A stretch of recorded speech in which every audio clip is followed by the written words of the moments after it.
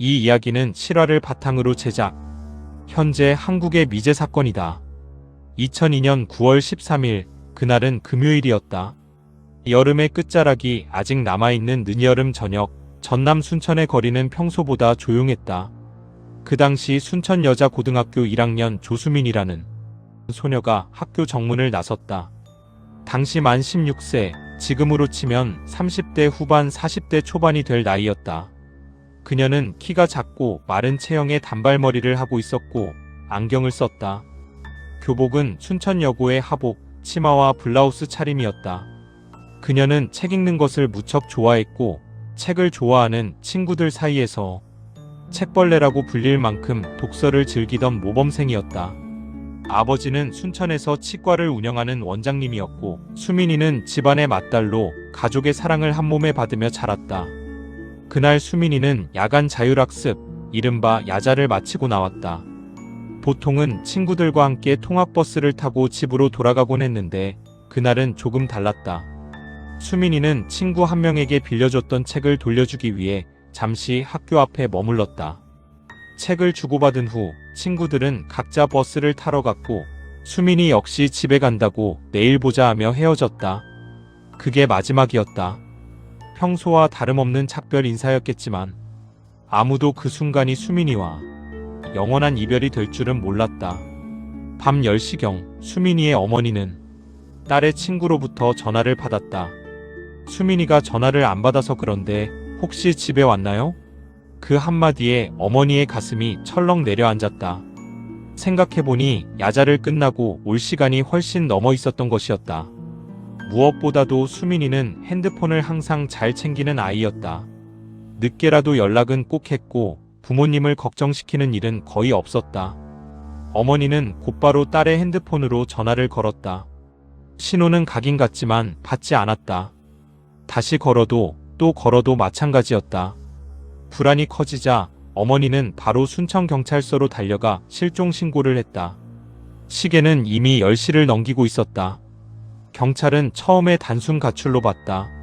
10대 아이들이 가끔 그러잖아요. 곧 돌아올 거예요 라는 식의 반응이었다. 하지만 어머니의 마음은 달랐다. 수민이는 가출할 이유가 전혀 없는 아이였다.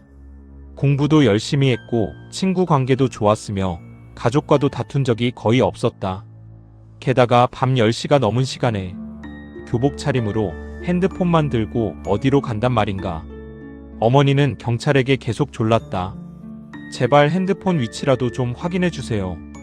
다음 날 아침 경찰로부터 심상치 않은 연락이 왔다. 통신사 협조를 통해 확인한 결과 수민이의 핸드폰 신호가 마지막으로 잡힌 곳은 수상하게도 집 근처가 아닌 전라남도 보성군 벌교읍 장자리 일대였다. 시간은 실종 당일 밤 10시 10분경. 친구와의 마지막 통화 직후였다. 그 후 핸드폰의 전원이 꺼졌다. 순천여고에서 벌교 장자리까지는 차로 25분에서 30분 정도 떨어진 거리였다. 순천에서 벌교 쪽은 위치상 반대 방향이고 수민이가 아는 사람이 사는 곳도 아니고 친척집도 없는 곳이었다. 가족과 전혀 인연이 없는 낯선 동네였고 더군다나 10시가 넘은 늦은 저녁에 여고생이 갑자기 갈만한 장소도 아니었다. 어머니는 그 말을 듣는 순간 다리가 풀렸다. 왜 거기로 갔을까? 누가 데려간 걸까? 머릿속이 하얘졌다. 가족들은 즉시 핸드폰의 마지막 위치인 벌교 장자리로 향했다.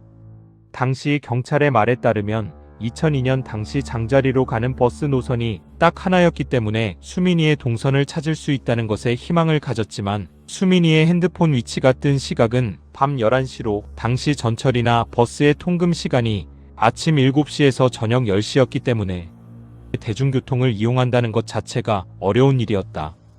혹시나 하는 마음으로 경찰은 장자리 정류장을 기점으로 경찰 병력을 풀어 대대적인 수색을 감행했지만 역시나 수민의 흔적은 발견되지 않았다.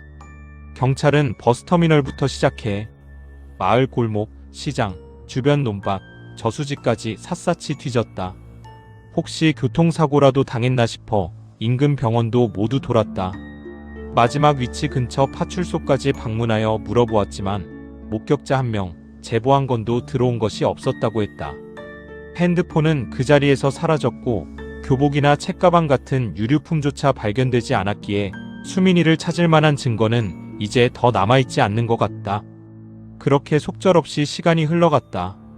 1년, 5년, 10년 가족은 매년 9월이 되면 언론에 나오거나 방송에 출연해 딸을 찾았다. 어머니는 실종아동 찾기 협회 유튜브에도 나와서 이야기했다. 그냥 안아주고 싶어요. 미안하다고 말하고 싶어요. 너무 오래 찾아주지 못해서 어머니는 차마 말을 잇지 못했다. 세월은 속절없이 흘렀다. 그런데 수민양이 실종된 지 3년 후에 의문의 번호로 수민양의 부모님에게 전화가 온 적이 있었다고 한다.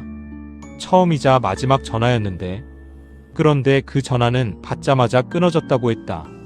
하지만 부모님은 수민이일까라는 생각에 경찰에 바로 도움 요청을 했고, 그 전화의 위치를 추적해서 전화가 온 곳을 찾아갔었다고 한다. 그곳의 위치는 제천이었는데 술집이었다고 한다. 거기 가서 어머니가 수민양의 사진이랑 보여주면서 혹시 여기서 전화가 걸려왔었는데 이 여자아이 혹시 보시지 않았냐고 물어보니까 거기 관계자가 이름이 같은 애가 있었는데 지금 관둬서 잘 모르겠다 라고 말하여, 그래서 부모님은 할 수 없이 다시 돌아왔었다고 한다. 정말 수민이라는 같은 이름을 가진 여성이었던 걸까? 아니면 혹시 찾고 있는 수민양인데 거짓말을 했던 걸까? 2025년 9월 수민이의 실종 23주기가 됐다. 어머니는 여전히 살아있기를 바란다고 말했다. 이제 수민이는 30대 후반의 여성이 됐을 나이가 되었다. 살아있다면 결혼도 했을 수 있고 아이도 있을 수 있다. 하지만 가족에게는 여전히 그날 밤 10시의 소녀 그대로 눈에 남아있다. 이 사건은 단순 실종이 아니다. 납치 가능성이 농후하다. 밤길에 혼자 걷던 여고생이 갑자기 사라지고 핸드폰 신호가 반대 방향으로 20km 이상 이동한 후 꺼졌다. 범인이 누군지, 왜 그랬는지, 수민이가 지금 어디에 있는지 아무도 모른다. 하지만 가족들은 여전히 매년 9월이면 전단지를 다시 뿌리고 온라인 커뮤니티에 글을 올리고 방송에 나와 호소한다. 누구든지 조금이라도 본 기억이 있으면 제발 연락주세요. 그 절박함이 23년째 이어지고 있다. 수민이가 어디에 있든 살아서 돌아오기를 바라는 마음만은 변함없다. 지금부터 보여주는 전단지는 수민이가 실종 당시 입었던 교복과 얼굴, 그리고 현재 나이가 든 모습을 예측하여 만든 실종 전단지이다. 한 번 더 돌아보고 주변에 비슷한 사람을 본 적이 있다면 추저 말고 순천경찰서 실종전단팀 061-751-0112로 연락을 바란다. 그녀가 안전하게 있기를, 언젠가 가족의 품으로 돌아오기를 간절히 두 손 모아 빈다.